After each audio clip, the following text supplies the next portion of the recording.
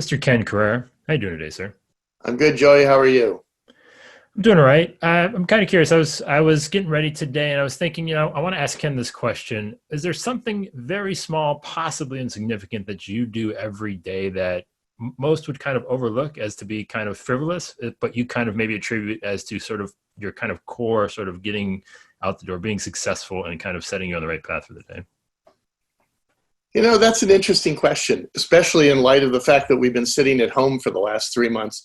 I would say to you that the last 3 months, I can tell you that the first thing I try to do is get outside for a walk.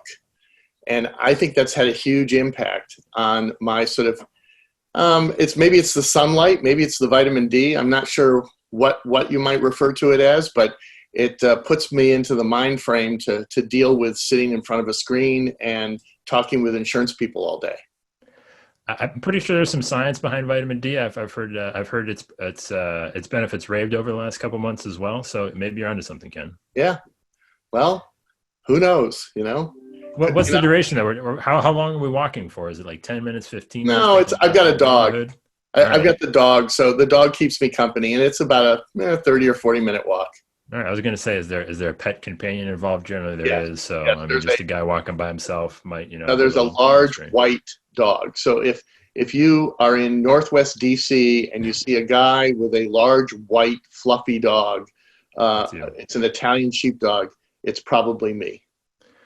All right, Italian sheepdog. I don't know if I've ever seen one before. That sounds interesting. But Ken, I got to know, bringing things back a little bit closer to home, where do you think agents need to be paying attention to? What should they be doing to kind of kickstart things right now? What should be on their mind? What's the thing that they should be doing kind of regularly to kind of get themselves in the right mood?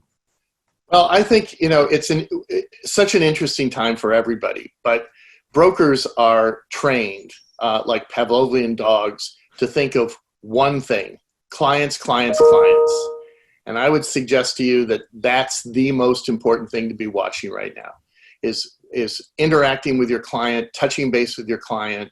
And I think because there's a lot of change going on, and that change is going to necessitate changes within the organizational structures that we're in. And so I would say everything's going to be driven by the client. Yeah, it definitely makes sense. Is there anything in particular you're seeing work, maybe more so for that client outreach? Is there anything that you're hearing from your agents that's kind of really the right kind of approach right now? Well, I think everyone is feeling, look, we're all working alone in our homes, surrounded sometimes by kids and dogs and other sort of distractions. But people want to talk. People want to interact with each other. And the stories I'm hearing from brokers that are interacting with their clients is that, one, it takes longer than they thought. They were doing a 10-minute check-in call, and sometimes they were on the phone for an hour. It's that human interaction that's been missing, and people want that. And people like to talk about things that they know something about. I mean, if you really want to get somebody talking, ask them questions about them and what makes them tick. And people who are in the business of evaluating risk, or working for a company where they're worried about their company and there's challenges in the marketplace, they want to talk to another professional who understands their business. And the exciting part of the role that an insurance broker plays with a client is that they do understand their business. They have to understand the depth of it, and with a certain amount of depth and understanding so that you can modify or at least mitigate for the risk. And that's an exciting kind of person to talk to. It's like talking to a colleague, but not. It's talking to who's got your best interest in mind, but at the same time is there to help you. So I think what I'm hearing is people are having lots and lots of conversations. You don't lose business when you're talking to your client, when you're interacting with your client. There's always been in the last, and I might take you off into a direction. There's been a lot of discussion in the last couple of years about technology and disruption and the role of the broker. And I think the thing to remember is, if the broker is focused on the client, if you look at any industry at all, whether it's retail or or construction. It's the client who drives where the business goes. And I think that what's happened in the last couple of years has been, there's been this wringing of hands. Well, maybe AI is going to take over. Maybe I'm going to be disrupted. Maybe I'm going to, you know what? You don't get disrupted when you're a human. What really has happened, and I think this is the excitement. You want to know what's exciting coming down the road is, first of all, we weren't nudged towards technology. We've been shoved towards technology.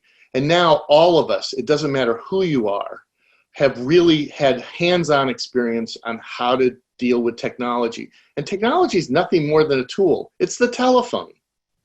It's the telephone, 50 years ago. And now everyone's got that sort of capability and understanding of how it works, and there's less fear there. So now we're going to see that we'll see adjustments around the business as the client drives it towards a lot of change. But I think we're going to have the experience of being a client is going to change because of this and because of the environment that we're in. Well, Ken, you played right into my hand. I don't know if you knew it or not, sir, but I mean, so the next question I was going to give to you is, like you said, technology or otherwise, how are we going to push forward as sort of a group, as a group of agents looking to do things a little bit differently, but still, like you said, I think it gets dramatically over exaggerated just how valuable that relationship is. Where do we need to go to take it to kind of make sure that all of that stays intact? Well, first of all, we're not going to make sure anything stays intact. I'm a big believer that things happen and they happen for reasons, and we just have to adjust, roll with it, or get out of the way. And I think brokers in particular have a good instinct on how to stay central to whatever's happening. So let's talk about the client for a minute. Let's talk about each of us as clients. How is that changing? How are we approaching the business that we're in and what we're doing every day? How do we think about buying things? We buy things very differently today than we did 20 years ago. Our expectations are higher for ease of use. How impatient do we get when we can't do something online? All of those things are going to be elements of the relationship between a client and a broker. And the broker is going to drive the innovation. I've always been a believer that in this industry, where the real exciting things happen, it's because of great ideas on the part of brokers. Brokers are the ones that are closest to the client and they know what's happening. And so they're going to drive the change. So I'm not sure what it's going to look like. If I had a crystal ball and could sort of lay it out to you, then I would probably not be doing this job, but I would probably be running a brokerage firm and making a lot more money and all those things, and having a lot more fun with clients. But at the end of the day, I think this is all about what's going to drive the client. How does the client want to interact with us? How much information do they want? How the ease of getting that information. What's the experience like? It's going to be a different kind of relationship, but we have a different relationship with everybody that we deal with. We still go into a gas station every day. We still pump gas, but we don't have a gas station attendant pumping it.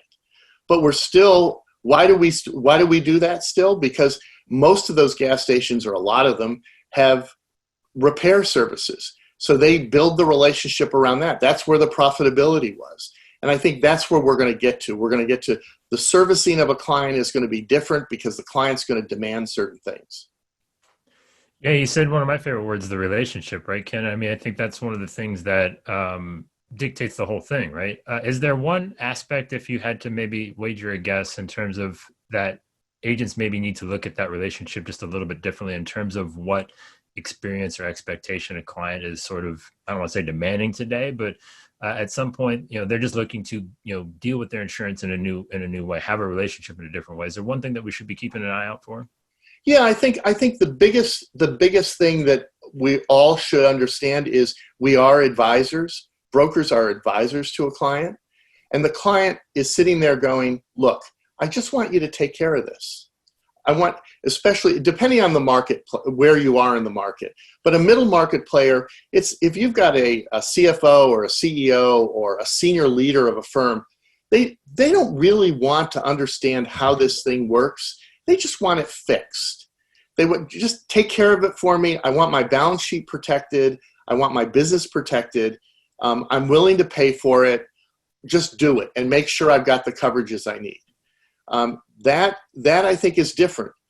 The other thing that I think we have to think about is how we package things is going to be different. We aren't going to sell products per se. Oh, there'll always be products in this industry, but anytime you can create a product which commoditizes it, you've then taken that and made it easy for it to be done electronically. But if you, Joey, walk into my business and you know my business and you know the nuances of it and you're able to protect me because of that, that's a real relationship. And that's what I think brokers are moving towards. Interesting. You kind of broke my brain a little bit, Ken. You said we're not going to sell products anymore. I kind of want you to go down that a little bit more in terms of, is it just from the advisory standpoint, you think we're maybe not going to position it so heavily on those products as being the solutions as it is opposed to our sort of expertise and sort of guidance as being what they're looking for? Well, I think we're going to play a key advisory role. But here's on the product side, I do believe ultimately we create the products that we need to move.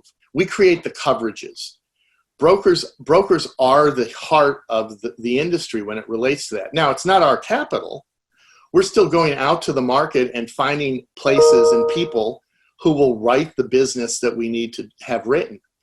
But frankly, if somebody's not going to write that business, we've done it in the past.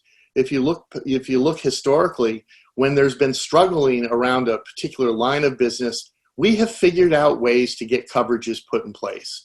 We've layered coverages. We've created risk retention groups. We've created all kinds of mechanisms. And I think at the end of the day, the brokerage industry will basically make sure that a client is covered in the way it needs to be covered. And it won't matter whether you can find a commercial auto policy or not. If you can't find one, you'll create one. You'll create it in a different way, but it'll have a different set of components to it.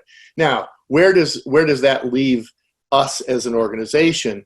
It puts us in a position where we're constantly being concerned about the regulatory process around the business. We want to make sure that our members and that brokers can provide the kinds of products and services that they need to provide to their clients in an efficient way, and not to sort of support in an unfair way some particular line of business or et cetera. So I think this is a really exciting time in the industry. I think we're seeing the confluence of technology, client demand changing. The business we're in, the business of risk is changing, and there's more players interested, and there's lots more capital out there. So you put that all together, and you've got this amazing sort of cauldron of change that's happening. And I think brokers are really good at change. They, as long as they're the ones that are walking into that front door of that client every week or every month and making sure that things are okay. And those businesses are all changing too. So we're constantly dealing with that level of change, and that's a good thing. So with all of that happening, is there possibly an opportunity that you think is maybe going overlooked or that is emerging that agents should maybe kind of start paying more attention to? I think the biggest opportunity that insurance brokers have today is not to be afraid. Don't be afraid of what's going on out there. Don't be afraid of the change. Now, is it going to change maybe how you're compensated or some of the structural issues around how you do your business? Possibly. But at the end of the day, the change is being driven by a client. And who gets left in the dust but somebody who ignores their client or doesn't catch up with their client? Clients are adapting. I mean, think of people who are in the business of writing hotels yesterday versus today. A hotel is a very different place than it was 3 months ago. And as we see the impact of the pandemic having on these businesses, they're going to change the dynamics of that businesses. Their liabilities changing. all of the issues are changing, and they're going to need a good guidance and advice and counsel. And that's what our guys do. So the opportunities are everywhere. I think it's one of the most open-ended businesses that anybody as a career could go into, because it allows you to be creative in a lot of different ways. All right, Ken, I get two more questions for you. And talking about all of this change, all the stuff that's kind of happening, I'm kind of curious, want to bring it a little bit closer to home. How are you guys trying to kind of help facilitate that change across the industry? What do you think is most important? How, as agents look to, organizations to kind of help lead the way, where do you think you guys fit in kind of dictating that change? Well, first of all, let me, one other opportunity that's out there that I want to raise, that occurs to me is, okay, before 3 months ago, what was everyone wringing their hands on? Oh, how are we going to bring people into this industry? Okay, well, this is a really good industry to be in right now. Are there people, as the economy has shrunk, obviously there's a stability issue, but this is a fairly stable industry. We're used to crises, we're used to big crises, and we know how to get through them. I think there's a huge opportunity for us to pick up some really talented people who, for lots of other reasons, whistles and bells and all kinds of, Christmas tree ornaments and stuff, they went to other industries. This is an industry that takes care of your employees. It's a good industry to be in. It's a really interesting industry, and you can almost have any other interest and be in this industry and fulfill both. So that's one of the things that I think is a real opportunity for both our members as well as us as an organization, because we've been very focused on that whole the employment issue, the attraction of talent, the training of talent, and how you do that. And for example, one of the major changes that's going to affect all of us is we've gotten really good at this virtual thing, or we've gotten a lot better. I was listening to one firm talk about the fact that pre-COVID, they had probably, maybe 6 or 8 out of 350 people that were teleworking, and they were all part-timers. They're projecting 40% of their workforce is going to work telework going forward. That's a huge change, but it shows you how what's happened and how easily we got shoved down a road. And I love the idea of being shoved versus nudged, because when you're nudged, you kind of don't want to do it, but you do it. Yeah. You got shoved, you do it because you have to. And that's where I think we are. Now, as it relates to the organization and what we're doing to, as you say, change insurance, we're not really. We're about providing the information that our brokers need to understand what's happening in the marketplace. We've been very involved in keeping them keeping them aware of the changes that are going on in Washington and the regulatory structures around the country. But our job is not to define the model. It's not to define the business. Our job is to make sure that there's no barriers to allowing our members to freely innovate and do the things that they like to do. So that's our opportunity. Our opportunity is good, solid information, and that's what we've always focused on. It's the quality of the information. It's our advocacy efforts. Somebody has to make an argument of what is happening. And today, what we're doing out there is really just talking about we have our own relationships, and those relationships have been able to translate into the ability to sort of understand what's going on and what role we play. We had some involvement in the PPP development of that. And that's all about clients. That was our interests there were very simple. It's our brokers were interested in their clients and what they could do to be helpful to their clients. And that's where we focused our attention. All right, Ken, last question for you, sir. We've talked broadly across the entire industry about a lot of different things, but I'm kind of curious. I want to zero it in very specifically to you. What's one thing that you are, kind of really looking forward to, a little excited about, takes you back to when you first got into it, that might be popular, might not be popular. I don't know. I'm kind of curious. What is that thing that really has you at the edge of your seat? So that's interesting, Joey, because I've gotten excited about us taking a hard look at the business. It's time for us to run our own sort of internal planning structure, planning process. I think this is a really exciting business. I think where it's going is exciting, and the opportunities that they're ahead. And so in order to get there, we've got to go through an internal process of basically exploration. And that's what we're doing. So when I got into this business, for example, the benefits side of the business was a very small component, almost non-existent. Today, it probably averages 35 or 40% of revenues of these multi-line firms. The concept of a multi-line firm didn't exist when I got into the business. There weren't any. Today, most firms have two courses of revenue, or two revenue streams. I think that's going to converge to one, because I think you're going to have a client as opposed to two clients.